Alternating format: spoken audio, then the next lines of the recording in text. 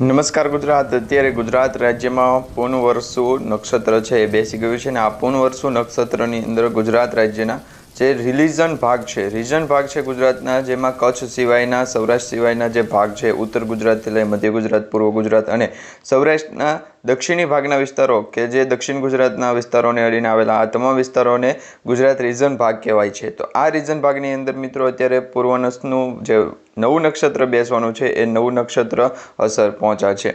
હવે મિત્રો આ નક્ષત્રની અંદર છે એ વરાપ નીકળવાને લઈને એક મોટી આગાહી કરવામાં આવી છે કે હવે પછી ગુજરાત રાજ્યમાં 2 થી 3 દિવસમાં છે એ સમગ્ર દક્ષિણી ભાગથી લઈ અને ઉત્તર પૂર્વના ભાગો વચ્ચે છે એ વરાપ રહેવાની છે. એટલે કે હવે વરસાદ ત્યાં પડવાનો નથી. પરંતુ એ સિવાય કચ્છ લાગુના વિસ્તાર, સૌરાષ્ટ્રના દરિયાકાંઠાના વિસ્તારો, આ તમામ જિલ્લાઓની અંદર છે અત્યારે ધોધમાર વરસાદની આગાહી કરવામાં આવી છે.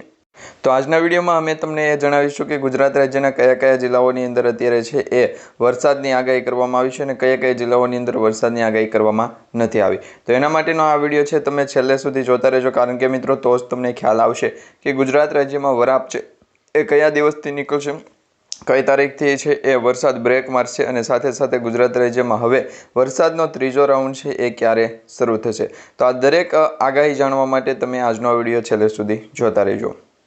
વેધર એનાલિસિસના મોડેલ પ્રમાણે જોવા જઈએ તો મિત્રો અત્યારે દક્ષિણ ગુજરાત સાથે સાથે સૌરાષ્ટ્ર લાગુના વિસ્તારોની અંદર અત્યારે છે એ વરસાદીય ધોધમાર સ્વરૂપ છે એ જોવા મળી રહ્યું છે. ખાસ કરીને દ્વારકા છે, બેટ દ્વારકા છે, જામનગર છે, ઓખા છે, તેમજ જે જૂનાગઢ લાગુના વિસ્તારો છે, આ તમામ જિલ્લાઓની અંદર અત્યારે વરસાદનો નવો રાઉન્ડ છે. પોરબંદર, ભાણવડ, દ્વારકા, સલાયા, જામનગર આ વિસ્તારોની અંદર વરસાદનો નવો રાઉન્ડ છે શરૂ થતો જોવા મળી રહ્યો છે. ગઈકાલે કચ્છ લાગુના વિસ્તારોની અંદર તો મિત્રો વરસાદે છે એ કચ્છને ધોઈ નાખ્યું છે. ધોધમાર વરસાદ પડ્યો છે. કચ્છ ડૂબ્યું એમ પણ કહી શકાય, કારણ કે ચારે કોર પાણી થઈ ગયું હતું. હવે પછીની ગણતરીની 3 કલાક માટે પણ વરસાદ છે એ દક્ષિણ ગુજરાતમાં વલસાડ, સેલવાસ તેમજ દમણ, દાદરા નગર હવેલી, વાપી આ વિસ્તારોમાં છે એ પડવાને લઈને સૌથી મોટી આગાહી કરવામાં આવી છે. સાથે સાથે ભરૂચ, અમોદ, રાજપીપળા, ખંભાત, બરોડા, વડોદરા આ તમામ વિસ્તારોની અંદર અત્યારે વરસાદી સિસ્ટમ એક્ટિવ થઈ છે અને ગુજરાત રાજ્યમાં જે વરસાદનો નવો રાઉન્ડ છે એ હવે તારીખ 7 તારીખ પછી છે શરૂ થશે. પરંતુ 7 તારીખ પછીના જે વરસાદના રાઉન્ડ શરૂ થાય એ પહેલાં ગુજરાતના જાણીતા હવામાન નિષ્ણાત અંબાલાલ પટેલ અને પરેશભાઈ ગોસ્વામી દ્વારા કહી દેવામાં આવ્યું છે કે હવે 11 તારીખ પછી છે ગુજરાત રાજ્યમાં ફરી વખત વરસાદનો જોર જામશે. ત્યાં સુધી મિત્રો 2 થી 3 દિવસ છે ગુજરાત રાજ્યમાં જે આ વિસ્તારો છે દક્ષિણ ગુજરાતથી ઉત્તર ગુજરાતના જે વચ્ચેના જે વિસ્તારો છે એ વિસ્તારોની અંદર છે એ વરાપ રહી શકે. પરંતુ એ પહેલાં તમને જણાવી દઈએ તો બંગાળની ખાડીમાં લો પ્રેશર સિસ્ટમ બની હતી અને એનો જે ઘેરાવો છે એ ગુજરાતના રાજ્યના વિસ્તારો સુધી પહોંચ્યો હતો અને આ સાથે મધ્ય ભારત તરફથી પણ એક અપર એર સાયક્લોનિક સર્ક્યુલેશન છે એ આગળ આવી અને ગુજરાતના જે ઉત્તર પૂર્વીય ભાગો છે, મધ્ય પૂર્વીય ભાગ છે અને દક્ષિણના જે ભાગો છે એ ભાગો વચ્ચે અસર પહોંચાડી રહ્યું હતું. તો એ જ પ્રમાણે હવે વરસાદની આગાહી એવી કરવામાં આવી રહી છે તમામ જિલ્લાઓની અંદર છે એ 2 દિવસનો વરસાદ પડશે, ત્યાર પછી છે એ વરસાદ બ્રેક મારશે અને ગુજરાત રાજ્યમાં વરાપ નીકળશે. આ સાથે મિત્રો હવામાન નિષ્ણાંતો દ્વારા જણાવવામાં આવ્યું છે કે કચ્છમાં પણ અનેક વિસ્તારોમાં વાવણીથી વંચિત જે વિસ્તારો હતા એ વિસ્તારોની અંદર વરસાદ શરૂ થઈ ગયો છે. જ્યાં વરસાદ નથી ત્યાં 10 જુલાઈ સુધીમાં સારો વરસાદ પડી જશે. મધ્ય ગુજરાતમાં સારો વરસાદ થશે. પશ્ચિમી સૌરાષ્ટ્રમાં તીવ્રતા વધશે. સૌરાષ્ટ્રમાં સારો વરસાદ થવાની શક્યતાઓ છે. રાજ્યભરમાં સારો વરસાદ રહેશે, જેમાં સામાન્ય રીતે 7 ઇંચ જેટલા વરસાદ નોંધાય તેવી શક્યતા દર્શાવવામાં આવી છે. કેટલાક વિસ્તારોમાં જ્યાં વધારે તીવ્રતાના વરસાદની આગાહી કરવામાં આવી છે ત્યાં 7 ઇંચ કરતાં પણ વધારે વરસાદ પડેલા છે તેવી આગાહી કરવામાં આવી. પરેશભાઈ ગોસ્વામી દ્વારા એક મોટી આગાહી કરવામાં આવી છે.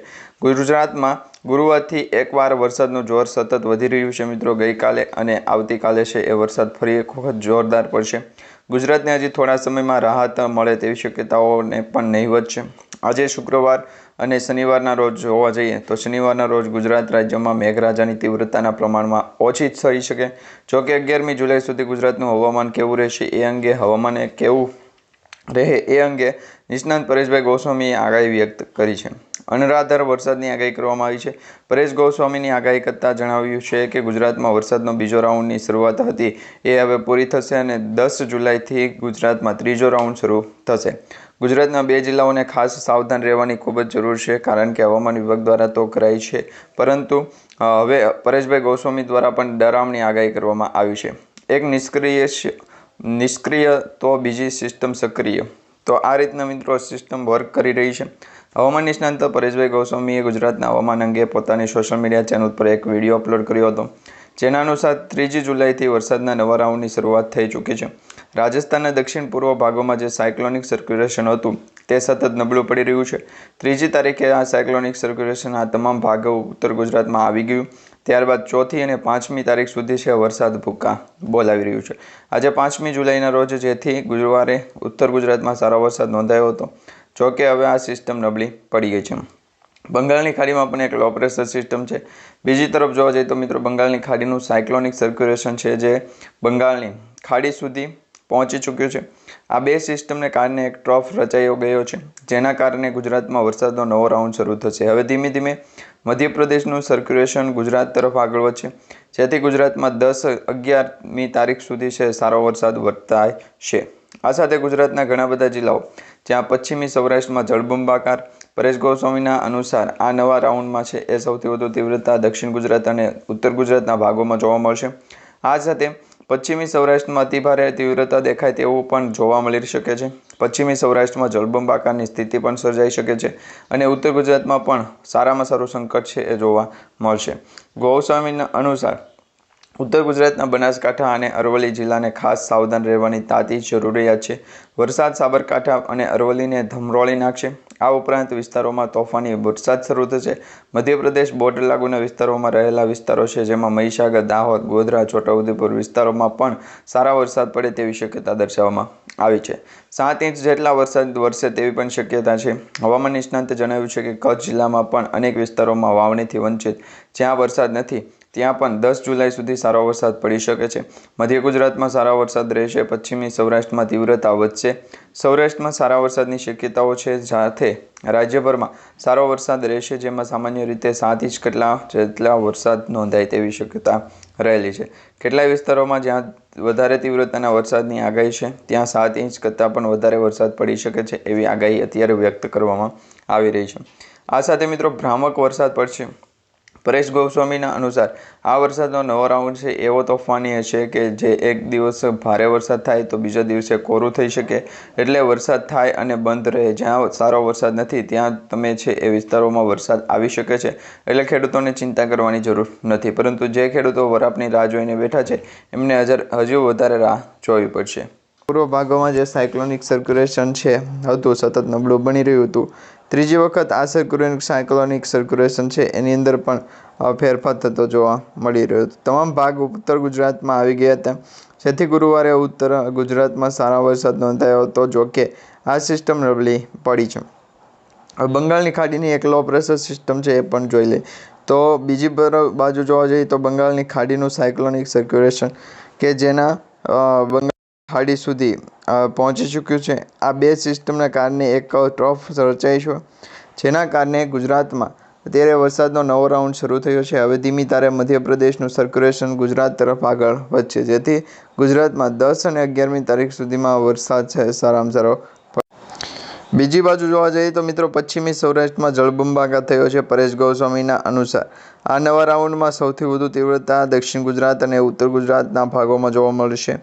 આ સાથે પશ્ચિમ ગુજરાત અને ઉત્તર ગુજરાતના ઘણા બધા એવા વિસ્તારો છે ત્યાં અતિ તીવ્રતા દેખાય તેનું પણ છે એ મેળવી શકાય છે. પશ્ચિમી સૌરાષ્ટ્રમાં જળબંબાકારની પરિસ્થિતિ સર્જાઈ શકે છે. આ રીતના ગુજરાત રાજ્યમાં વાતાવરણની અંદર મોટો પલટવાર અને ક્લાઇમેટ ચેન્જ છે એ દર વર્ષે થતો હોય છે. તો ઉત્તર ગુજરાત પર કયું સંકટ છે એ કઈ રીતનું છે તો ગોસ્વામીના અનુસાર ઉત્તર ગુજરાતના સાબરકાંઠા, અરવલ્લી જિલ્લાના ખાસ કરીને જે લોકો છે એમને સાવધાન રહેવાની વિનંતી કરવામાં આવી રહી છે. જરૂરિયાત પ્રમાણે ગુજરાત રાજ્યમાં જે વરસાદીય સિસ્ટમના સાબરકાંઠા, બનાસકાંઠા, અરવલ્લી ધમરોળી નાખ્યા છે એવી જ રીતના હવે ઉપરાંત વિસ્તારોમાં તોફાની બેઠક બોલશે, જેમાં મધ્યપ્રદેશ બોર્ડર રહેલા તમામ વિસ્તારો, મહીસાગર, દાહોદ, ગોધરા, છોટાઉદેપુર વિસ્તારોમાં પણ સારો વરસાદ પડવાને લઈને એક મોટી આગાહી કરવામાં આવી રહી છે. આ સાથે મિત્રો 7 ઇંચ સુધીનો વરસાદ પણ વરસે તેની શક્યતા દર્શાવવામાં આવી રહી છે. હવામાન વિભાગે જણાવ્યું છે કે કચ્છ જિલ્લામાં અનેક વિસ્તારોમાં વાવણી વંચિત જ્યાં વરસાદ નથી એવા અનેક 10 જુલાઈ સુધીમાં વિસ્તારોની અંદર વરસાદ આવી જશે અને ચોમાસાની ઋતુ પણ શરૂ થઈ ગઈ છે. તો આ પ્રમાણે મિત્રો વાતાવરણની અંદર મોટી અસ્થિરતા સર્જાની છે. પશ્ચિમી સૌરાષ્ટ્રમાં તીવ્રતા વધારવા સાથે સૌરાષ્ટ્રમાં સારા વરસાદની શક્યતા છે. રાજ્યભરમાં સારો વરસાદ રહેશે, જેમાં સામાન્ય રીતે 7 ઇંચ જેટલો વરસાદ નોંધાય તેવી શક્યતા છે. કેટલાક વિસ્તારોમાં જ્યારે આ તીવ્રતાના વરસાદની આગાહી કરવામાં આવી હતી ત્યાં સુધી છે એ વાતાવરણની અંદર કોઈ પણ મોટો પ્રકારનો ફેરફાર થયો નહોતો.